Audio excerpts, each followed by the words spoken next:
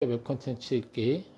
오늘 얘기 드릴 웹 콘텐츠는 제인 ASMR, 제인이라고 하는 먹방 ASMR이라고 그 장르를 그렇게 얘기할 수 있을 것 같습니다.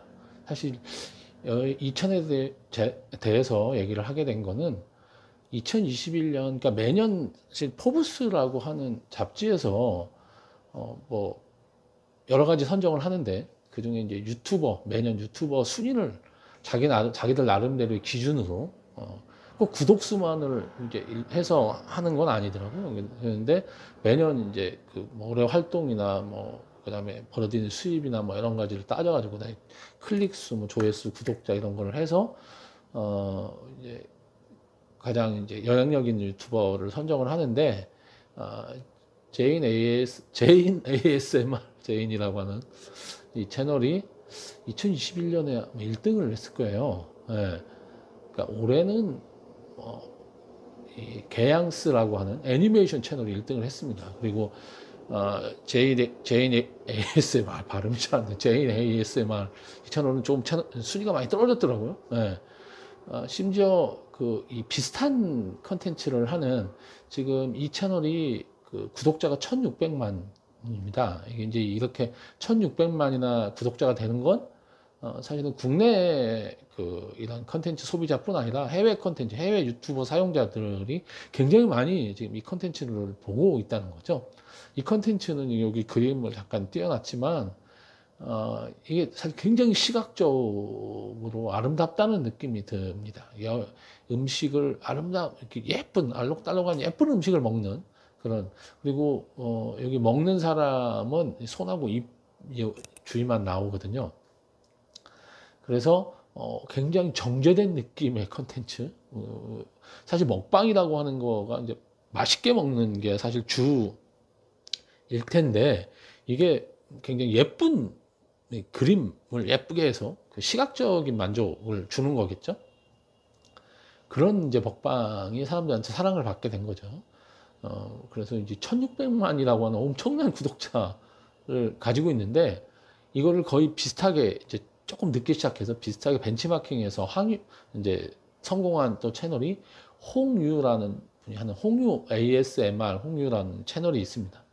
그 채널은 1300만인가 될 거예요, 구독자가. 근데 2021년에는 이 채널 제인이 1등을 했다면 홍유는 좀 아래에 있었는데, 이번에는 포브스 선정으로는 구독자가 아직도 1600만하고 1300만으로 이제 제인 ASMR이 훨씬 더 많은데도 불구하고 포브스가 뽑은 그 영향력 있는 유튜버 순위에서는 역전이 됐더라고요. 그래서 홍유가 조금 더 높습니다.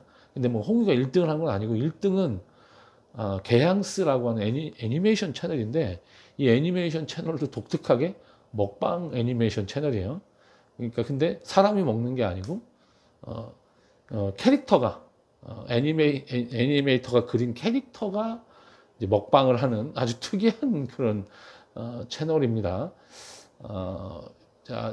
이게 해외에서 보는 분들이 굉장히 많더라고요, 개양스. 근데 이거는 제가 나중에 글로 아마 소개를 좀 한 번 더 드릴 생각인데, 오늘은 이제 제인 ASMR 제인 얘기를 하는 거니까, 사실 먹방이라고 하는 거는 한국에서 만들어낸 그런 독특한 컨텐츠 장르인데, 전 세계 이제 컨텐츠 소비자들이 지금은 이제 사랑하는 그런 장르가 됐습니다.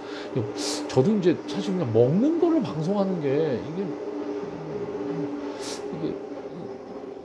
좋은 컨텐츠냐, 그 다음에 구성이나 이런 거, 이렇게 생각했는데, 정말 먹방이 워낙 종류도 많고, 워낙 많은 분들이 먹방에 대해서 열광하면서 보고 있어서, 우리가 이제, 이걸 먹방이라고 해서 무시하고 이럴 이제 단계를 넘어선 것 같아요. 예.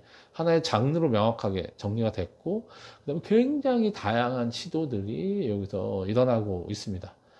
그리고, 이게 이렇게 성공한 분들은 엄청난 수익을 현재 만들어내고 있기 때문에, 진짜 어마어마한 장르가 한국에 의해서 만들어졌다, 컨텐츠적으로 보면 이렇게 생각하고, 이게 앞으로 어디까지 이제 진화가 될 거냐라고 하는 거를 지켜보는 것도 굉장히 재미있을 것 같아요.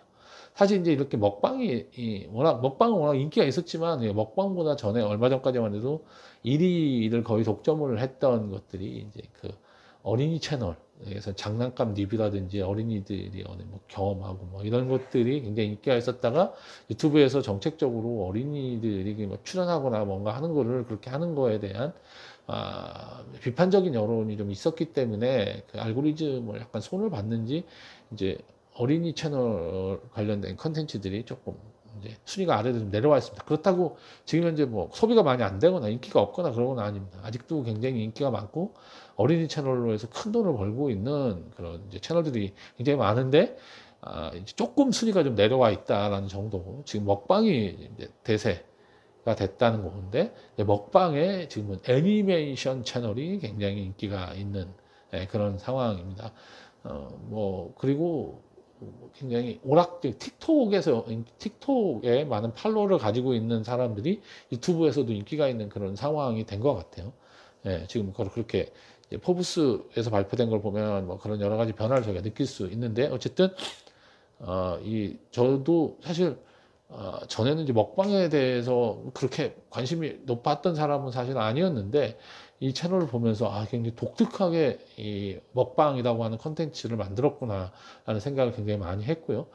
이게 전 세계 그 컨텐츠 매니아들이 열광할 만한 그런 뭐 이게 사실 약간 바꾼 아이디어 가지고 뭔가 새로운 거가 아닌 것 같은데 약간 낯선 느낌을 주는 거. 사실 저는 이제 컨텐츠를 만드는 사람으로서 그 낯설게 하기라는 말을 굉장히 좋아하거든요. 이게 미학 관련된 책을 읽어보면 낯설게 하기라는 얘기가 많이 나오잖아요. 저는 사실 그 낯설게 하기라는 이 단어, 이 말이 너무 마음에 들어서 뭐든 이제 예술 작품이라고 하는 건 결국은 낯설게 하는 거 아니냐 사람을 뭐 이런 생각을 가지고 있기도 했었습니다. 그래서 그런 차원에서 굉장히 독특한 콘텐츠라고 생각을 했고요. 먹방 좋아하시는 분들은 뭐 다 아실 것 같은데 혹시 모르시는 분들은 한번 들어가서 보시면 굉장히 재미있는 그런 콘텐츠라는 생각이 듭니다. 그리고 이렇게 해서 구독자가 1600만 명이나 된다는 거가 정말 놀랍다는 생각이 듭니다. 예. 뭐 사실 이제 웹 콘텐츠를 보면서 우리가 기존에 방송에서 했던 시도했던 그런 콘텐츠들하고는 전혀 성격이 다른 콘텐츠들을 많이 볼 수 있어서 굉장히 재미도 있고 흥미롭고 뭔가 저의 시야라든지 이런 게 조금 넓어지면서 새로운 세계를 보는 듯한 그런 느낌도 약간 들고 있습니다. 그러니까 웹 콘텐츠에 대한 관심을 갖고 있는 것 자체는 굉장히 저한테 재미있고 흥미로운 일이면서 뭔가 새로운 그런 콘텐츠를 만드는 아이디어를 여기서 얻을 수 있는 그런 게 아닌가 뭐 그런 생각을 가지고 웹 콘텐츠에 대해서 하여간 많은 관심을 가지고 있습니다.